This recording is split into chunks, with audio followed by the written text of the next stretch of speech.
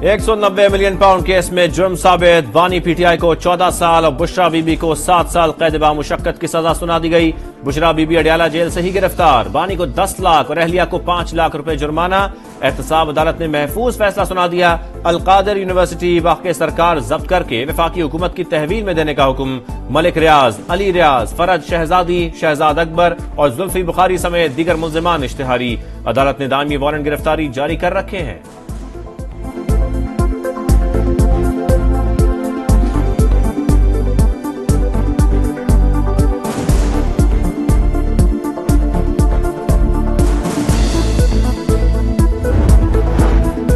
साबिक वजीर आजम ने बदनीयती का इर्तिकाब किया, काबीना की मंजूरी के बगैर डील खुफिया रखने की दस्तावेज पर रजामंदी दी, इख्तियारात का नाजायज इस्तेमाल किया। दानिस्ता रियासती रकम मलिक रियाज के अकाउंट में डलवाई गई। मलिक रियाज से 458 केनाल अराजी, 285 मिलियन रुपए और 88 करोड़ की इमारत समेत माली फवायद हासिल किए। बुशरा बीबी ने इसमें अहम किरदार अदा किया। एहतसाब अदालत का तहरीरी फैसला जारी।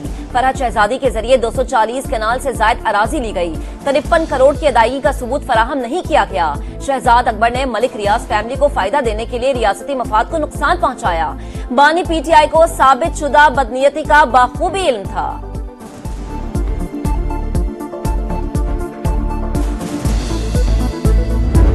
आज पाकिस्तान की तारीख की मुतनाज़िया फैसलों में एक नए बाब का इजाफा हुआ है। जब खान साहब को फैसला सुनाया गया तो खान साहब हंस पड़े जज के फैसले पे।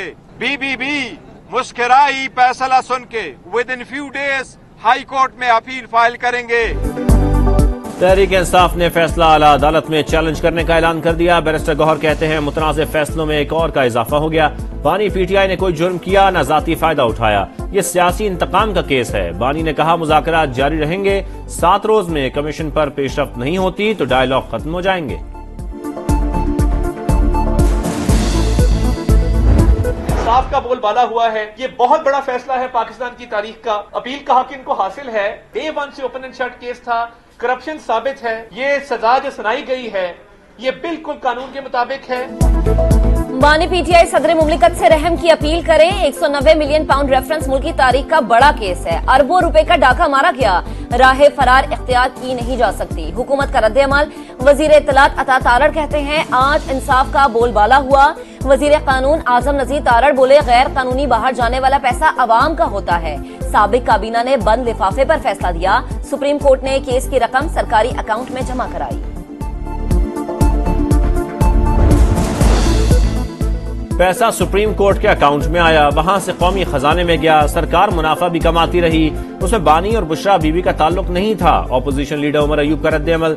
शिबली फराज ने कहा यह सियासी केस है, आला अदालतें फैसले को बाहर फेंक देंगी। वकास अकरम ने कहा पीटीआई फैसले को कबूल नहीं करेगी।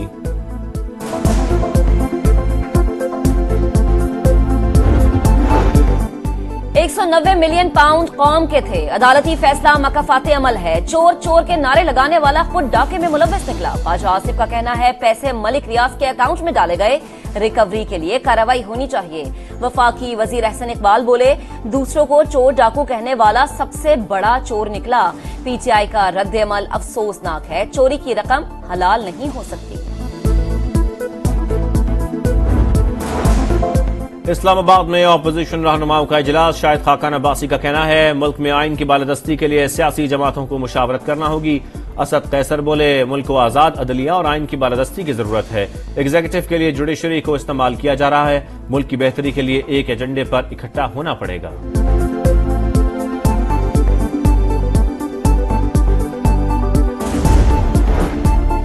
ताकत किसी बंदूक या गोली में नहीं, आपकी सकाफत और सियासत में है। सबको मिलकर मुल्क की तरक्की के लिए मेहनत करना होगी। Chairman Peoples Party Bilawal Bhutto Zardari का सिंध असेंबली में तकरीब से खिताब। कहा अगर आपस में लड़ेंगे तो नौजवान नस्ल की उम्मीद के मुताबिक परफॉर्म नहीं कर सकेंगे। दूसरों को चोर कहने वाले की आज खुद चोरी साबित हो गई। इंतशार खत्म होता है तो पाकिस्तान तरक्की करता है। मुल्क को नफरत, इंतशार और फसाद नहीं, इत्तेहाद और अमन की जरूरत है।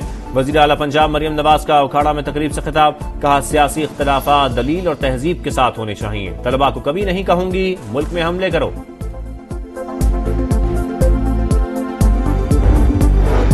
कॉर्पोरेट क्रिमिनल ने घड़ियां बेचकर अवाम की आंखों में धूल झोंकी। बानी पीटीआई को अपने गलत फैसलों की सजा मिल रही है। वजीर इत्तला सिंध शर्जील इनाम मेमन की प्रेस कॉन्फ्रेंस, कहा बानी 2018 से रियासत पाकिस्तान के खिलाफ जंग कर रहा है। सोशल मीडिया पर इदारों के खिलाफ मुहिम चलाई जा रही है। सोची समझी साजिश के तहत मुल्क को नुकसान पहुंचाया जा रहा है।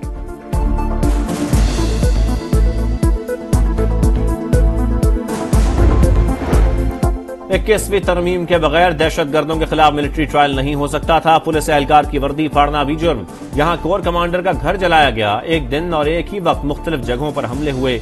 आईनी बेंच के रिमार्क्स। फौजी अदालतों में सिविलियंस के ट्रायल के फैसले के खिलाफ इंट्रा कोर्ट अपील पर समाअत। जस्टिस जमाल मंदखिल ने कहा, पार्लियामेंट हमले का मिलिट्री ट्रायल क्यों ना हुआ, वो सबसे सुप्रीम है। क्या पार्लियामान खुद पर हमले को तौहीन नहीं समझती? जस्टिस हसन अजहर रिजवी ने रिमार्क्स दिए। सुप्रीम कोर्ट पर भी हमला हुआ, वो भी संगीन था।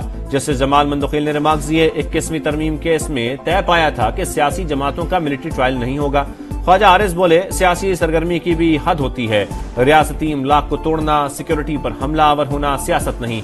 समाअत पीर तक के लिए मुलतवी।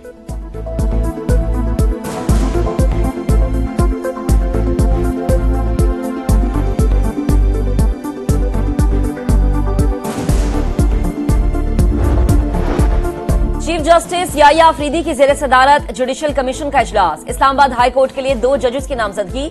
बलूचिस्तान हाई कोर्ट के लिए भी 3 नामों की मंजूरी दे दी गई।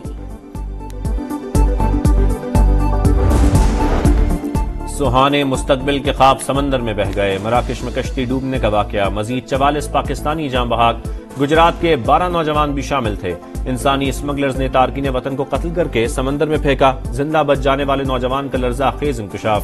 10 लाशें समंदर से निकाली गईं। मराकश में पाकिस्तान की कायम मकाम सफीर राबिया कसूरी की समात से गुफ्तगू। दफ्तर खारजा के मुताबिक हादसे में बच जाने वाले कैंप में मौजूद हैं। क्राइसिस मैनेजमेंट यूनिट फाल। राबता नंबर जारी।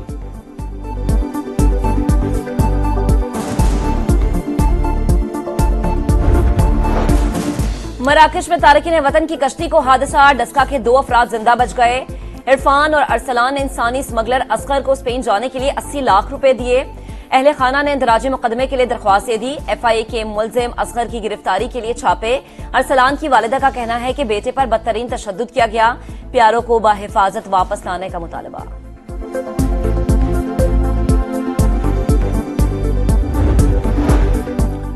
FIA की कराची, लाहौर, रावलपिंडी और एबटाबाद में कार्रवाइयां। वीजा फ्रॉड और इंसानी स्मगलिंग में मुलव्वस 4 मुलजमान गिरफ्तार। इस्लामाबाद एयरपोर्ट से उमरा वीजे पर सऊदी अरब जाने वाले 5 मुसाफिर ऑफलोड। सऊदी अरब से लीबिया और फिर समंदर के रास्ते इटली जाना था। यूनान कश्ती हादसे की इंक्वायरी रिपोर्ट पर बड़ा एक्शन। FIA के 65 अफसरान और एहलकारों को ब्लैकलिस्ट कर दिया गया।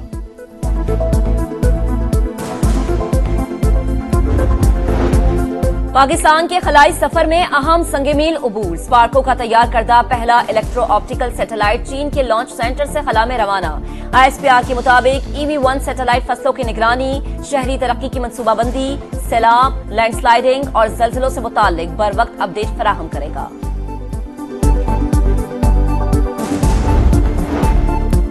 गजा में अमन की उम्मीद। जंगबंदी मुआहदे की मंजूरी के लिए इसराइली काबीना का इजलास जारी। इतवार से सीज फायर पर अमल दरामद का इम्कान। सहूनी फौज के गजा में हमले न रुके। मुआहदे पर इत्तेफाक के बाद से अब तक 101 फलस्तीनी शहीद। तादाद 46,800 से तजावुज कर गई। मुल्तान टेस्ट का पहला दिन। इब्तदाई नुकसान के बाद रिजवान और सऊद शकील ने शाहीनों को तबाही से बचा लिया। दोनों की नाकाबिले शिकस्त निस्फ सेंचुरियां। खेल के अख्ताम तक पाकिस्तान ने वेस्टइंडीज के खिलाफ 4 विकेटों पर 143 रन बना लिए। शान मसूद ने 11, डेब्यू करने वाले हुरैरा 6, बाबर आजम 8 और कामरान गुलाम 5 रन बनाकर पेविलियन लौट गए।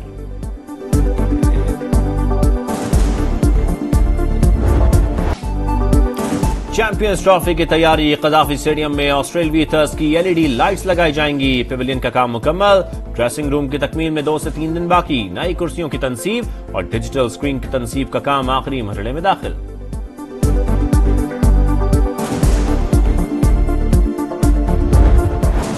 सऊदी क्लब अल नसर ने रोनाल्डो के लिए खजानों का मुंह खोल दिया। नए मुआहदे के तहत स्टार फुटबॉलर को रोजाना 5,50,000 यूरो मिलेंगे, यानी 16 करोड़ रुपए योमिया मुआवजा लेंगे।